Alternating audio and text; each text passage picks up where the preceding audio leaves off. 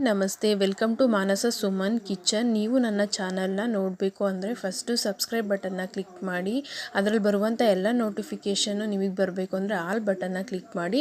ಹೆಚ್ಚು like, share, ಕಮೆಂಟ್ನ ಮಾಡಿ ನಮಗೆ ಸಪೋರ್ಟ್ ಮಾಡಿ. ಇವತ್ತು ಮಾಡ್ತಿರೋವಂಥದ್ದು ರಾಗಿ ಮುದ್ದೆ. ಮನೇಲಿ ಈಸಿಯಾಗಿ ಮಾಡ್ಕೊಳೋಂತಹ ರಾಗಿ ಮುದ್ದೆಗೆ 3 ಗ್ಲಾಸಷ್ಟು ನೀರನ್ನು ಹಾಕಿದ್ದೀನಿ. ಅದಕ್ಕೆ ಸ್ವಲ್ಪ ಉಪ್ಪು ಹಾಕಿದ್ದೀನಿ. ಹಾಗೆ ರೇಷನ್ ಅಕ್ಕಿ ಮಾಡುವಾಗ ಉಳಿಯುವಂಥ ಅಕ್ಕಿ ನುಚ್ಚನ್ನ ನೀಟಾಗಿ ತೊಳೆದಿಟ್ಕೊಂಡಿರೋದನ್ನು 1 ಸ್ಪೂನ್ ಹಾಕ್ತಿದ್ದೀನಿ. ಈಗ ನೋಡಿ, ನೀರು ಕುದಿಯೋದಕ್ಕೆ ಬಂದಿದೆ. ಈಗ 3 ಗ್ಲಾಸಷ್ಟು ನೀರಿಗೆ ನಾವು 1.5 ಗ್ಲಾಸಷ್ಟು ರಾಗಿ ಹಿಟ್ಟನ್ನು ಹಾಕೋಬೇಕು. ಅದು ಕುದೀತಾ ಇರಲಿ, ನೀಟಾಗಿ ಕುದೀಲಿ. 5 ನಿಮಿಷದ ತನಕ ಬಿಡಬೇಕು.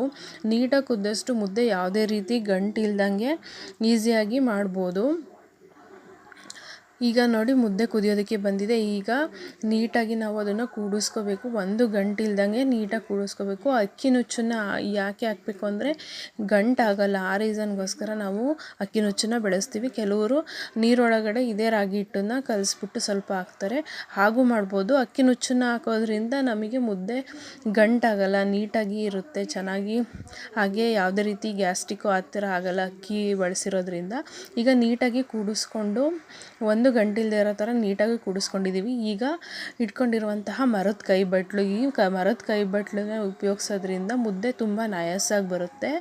ನೀವು ಮರದ ಕೈ ಬಟ್ಲಲ್ಲಿ ತಿನ್ನೋದ್ರಿಂದ ಒಳ್ಳೆಯದು. ಆ ರೀಸನ್ಗೋಸ್ಕರ ಮರದ ಕೈ ಬಟ್ಲು ಅಥವಾ ನಿಮ್ಮ ಮನೇಲಿ ಯಾವುದೇ ಅಥವಾ ತಟ್ಟೆಲಾದರೂ ನೀವು ಕೂಡಿಸ್ಕೋಬೋದು. ಮರದ ಕೈ ಬಟ್ಲಿದ್ರೆ ಚೆನ್ನಾಗಿರುತ್ತೆ. ಈಗ ನೋಡಿ, ಎಷ್ಟು ನೀಟಾಗಿ ನಯಸ್ಸಾಗಿ ರಾಗಿ ಮುದ್ದೆ, ಗಂಟಿಲ್ಲದೆ ಇರುವಂತಹ ರಾಗಿ ಮುದ್ದೆ ರೆಡಿಯಾಗಿದೆ.